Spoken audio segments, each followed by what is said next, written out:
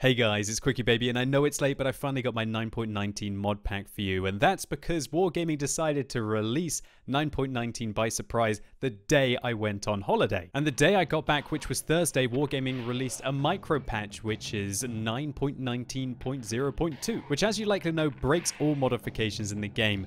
Then XVM took 36 hours until yesterday to release a final working version. So without further ado, this video is going to show you exactly what my mod pack is, why it enriches my World of Tanks experience, and if you like what you see, I'll show you exactly how to download it, install it, and if you find out you don't like it, how to uninstall it again. So as you load into the battle, if you hold down your tab key, you will be greeted with a whole series of statistics about yourself, your team, and the enemy team. First column shows the number of games each player has played, suggesting how experienced they're likely to be in World of Tanks. The next column is their WN8. This is a rough indication of player skill, although remember it is just an estimate.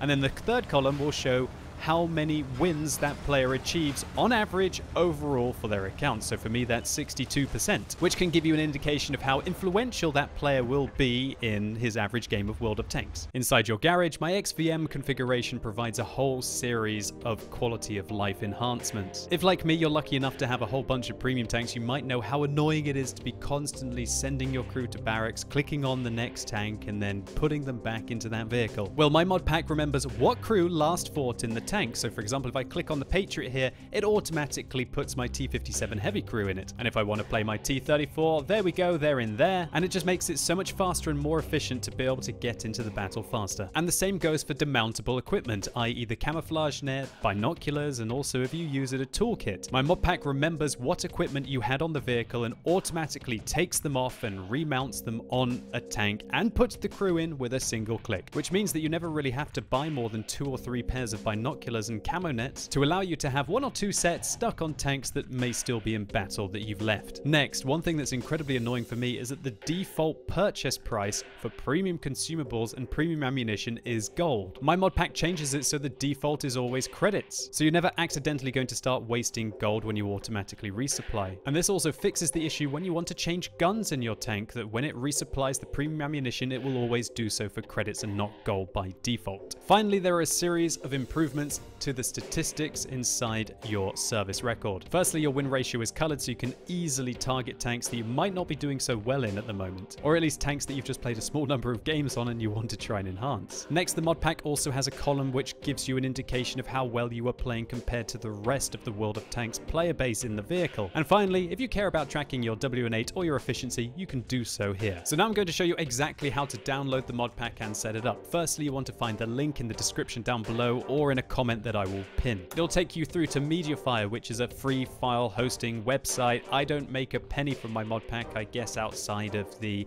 adverts that will run on my YouTube channel, and so that's why I use a free file hosting website. Now, of course, there are going to be adverts all over the page. Do not click any of these, even if they say download. They're just trying to trick you. Everybody knows that about pop-ups. The correct download button is this big green one here. You will see 6.09 megabytes. If you click that, then it should arrive down below. Once you've got this, you want to open it up and you'll have 2 folders here. Next, what you want to do is to navigate to where you have installed World of Tanks, and the easiest way to do that, at least in my opinion, is to right-click your World of Tanks shortcut on your desktop and then open that file location and you'll be in your World of Tanks folder. Next, I recommend doing a clean install of this mod pack. To be able to do that, you want to select your mods folder and your res mods folder inside your World of Tanks folder, and then you want to delete those 2 folders. Next, take the mods and the res mods from the zipped file that you downloaded and either drag and drop them into your World of Tanks folder or copy paste them. Now, if you want to use the statistics that you saw in the battle, you will have to activate the mod pack on the XVM website. To be able to do this, you want to go over to modxvm.com and then sign in the top right hand corner of the screen and then click on your region. This will authenticate with your World of Tanks account and you might be redirected to the Wargaming website to log in, and it's safe to do so. Next, when you're taken back to the XVM website, you want to click activate services and update statistics, and then you want to go into the settings option and you can customize it here. I recommend using WN8, and feel free to uncheck any of these services if you do not want them. And if you've performed every single one of these steps correctly, the next time you log into your game, in your bottom right hand corner of the notification center,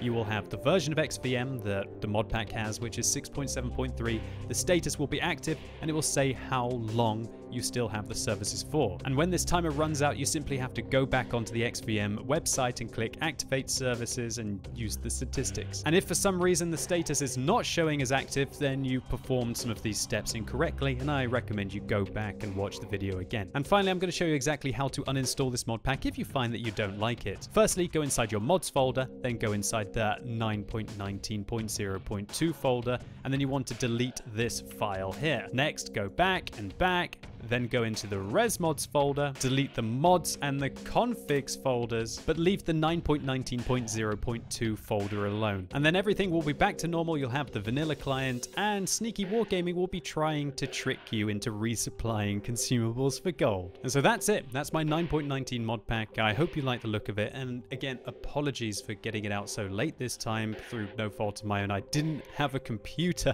when I was in Belarus, let alone an install of World of Tanks. Either way, I appreciate your patience, and I think this is the first time in the 2 or 3 years that I've been releasing this mod pack that I haven't got it out on day one. Either way, enjoy it, and best of luck on the battlefield in 9.19. I've been enjoying the ranked battles a little bit myself, and I'm going to try and get a few more chevrons on my Sheridan so I can try and remain in League 1 at the end of this stage and hopefully the end of the season. Either way, as always, thank you so much for watching. You've been epic, and hopefully I'll see you soon.